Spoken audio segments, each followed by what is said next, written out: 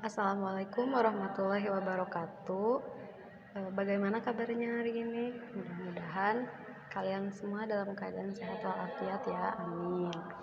Sebelumnya, perkenalkan, nama Ibu Nada Zaidah Mukaroma. Ibu mengajar mata pelajaran pendidikan lingkungan hidup di kelas 11. Sebelum pembelajaran dimulai, alangkah baiknya kita untuk berdoa dulu. Berdoa menurut kepercayaan masing-masing. Berdoa dimulai.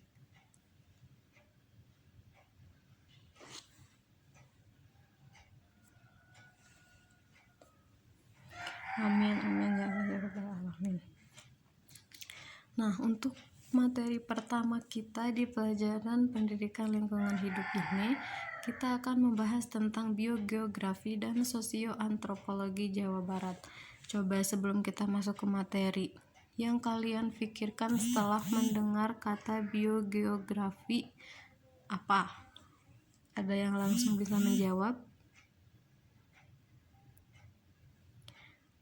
Oke, sekarang Ibu punya peta konsepnya. Biogeografi dan sosioantropologi Jawa Barat. Yang pertama, biogeografi Jawa Barat. Nanti kita akan mempelajari juga tentang penyebaran flora dan fauna di Jawa Barat. Kemudian mempelajari tentang objek wisata Jawa Barat. Setelah itu kita akan mempelajari tentang sosioantropologi Jawa Barat, di mana kita akan membahas pengertiannya. Kita akan membahas kehidupan sosialnya, termasuk juga dengan kesenian yang ada di wilayah Jawa Barat. Yang ketiga, kita juga akan mempelajari tentang sumber daya yang ada di wilayah Jawa Barat. Baik itu sumber daya alam, baik itu sumber daya manusia, dan baik itu potensi budaya yang ada di wilayah Jawa Barat. Nah, sebelum itu, Ibu mau tahu, ada yang sudah tahu apa itu biogeografi? Biogeografi adalah gabungan dari dua jenis ilmu, yaitu gabungan dari ilmu biologi dan gabungan dari ilmu geografi. Biologi menceritakan tentang apa? Biologi menceritakan tentang kehidupan makhluk hidup, sedangkan geografi ialah ilmu yang menceritakan tentang wilayah. Jadi, biogeografi adalah ilmu yang mempelajari tentang penyebaran makhluk hidup di wilayah tertentu. Karena tadi sedang membahas Jawa Barat, otomatis penyebaran makhluk hidup di wilayah Jawa Barat. Oke. Letak geografis Jawa Barat. Letak geografis Jawa Barat. Ibu kotanya sudah jelas, Bandung. Luasnya 38.816,96 km atau 434.816,96 hektar luas tanahnya. Kemudian jumlah penduduknya kurang lebih 43.021.826. Jumlah kabupatennya itu terdapat 17,9 kota, dan sukunya suku Jawa. Namun bukan hanya Jawa saja, tapi hampir semua suku yang ada di Indonesia itu ada di Jawa Barat. Bahasa Sunda jelas, bahasa sehari-hari kita ya. Semboyannya gemah, ripah, repeh, rapih. Lalu letak geografis Jawa Barat itu terletak di 5,50 dan 7,50 lintang selatan, dan di antara 104,48 dan 108,48 bujur timur.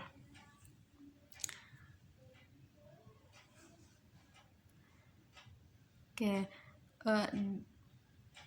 batas wilayah Jawa Barat itu sampai mana sih? Nah, batas wilayah Provinsi Jawa Barat secara administrasi yaitu di bagian utara berbatasan dengan Laut Jawa. Kemudian di bagian timur berbatasan dengan Jawa Timur, Jawa Barat, Jawa Timur, Jawa Tengah. Barat berbatasan dengan DKI Jakarta dan Provinsi Banten. Kemudian di wilayah selatan itu berbatasan dengan Samudra Hindia. Lalu ada pembagian wilayah. Apa sih ini pembagian wilayah antara dataran tinggi dan dataran rendah? Nih, sebesar 40% dataran rendah di wilayah Jawa Barat itu dataran rendah yang ada di Jawa Barat itu kalau dipersenkan berjumlah 40%. 40 dari 100% wilayah Jawa Barat itu dataran rendah, yaitu ada di bagian utara. Kemudian sisanya 60% itu termasuk ke dataran tinggi dan pegunungan di daerah tengah dan selatan.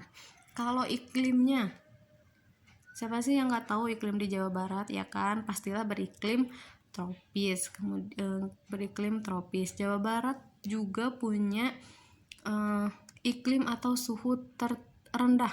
Suhu terendahnya yaitu sekitar 9 derajat Celcius. Ya, yang ada di puncak Gunung Pangrango. Kemudian suhu yang paling panas, suhu yang paling tinggi yaitu sekitar 34 derajat Celcius di pantai utara.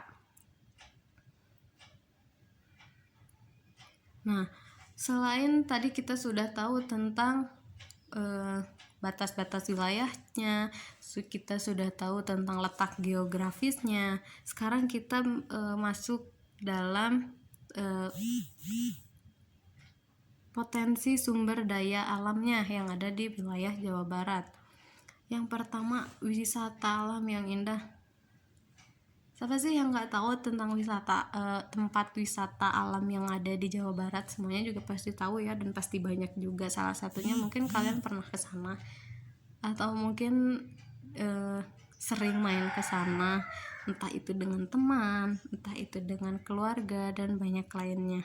Jadi wisata alam di Jawa Barat itu memang indah ya, dan banyak ya. Kemudian ada lahan pertanian yang luas dan subur.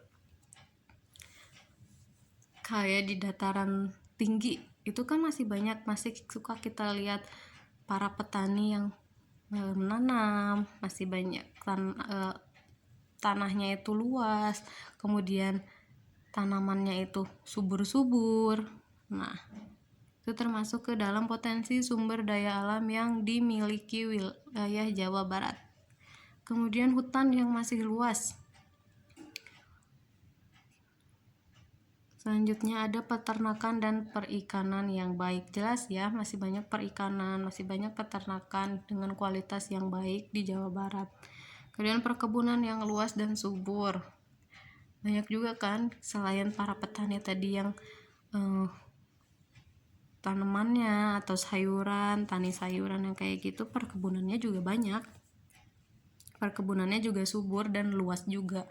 Contohnya kayak perkebunan teh, kita masih banyak, perkebunan kopi, kemudian karet, dan masih banyak lainnya.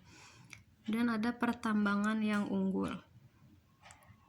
Pertambangan yang unggul, kalian tahu nggak? Pertambangan yang paling baik itu ada di wilayah yang paling baik dan yang banyak itu ada di wilayah kita di Indonesia, di Jawa Barat. Kemudian juga ada laut yang kaya akan ikan. Laut kita masih bersih ya, jadi masih banyak juga ikan yang hidup di situ.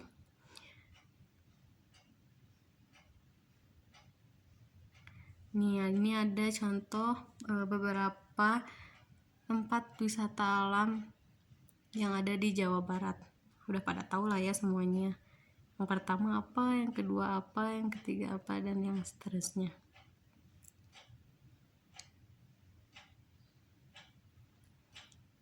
Nah, sampai materi ini apakah ada yang ingin ditanyakan?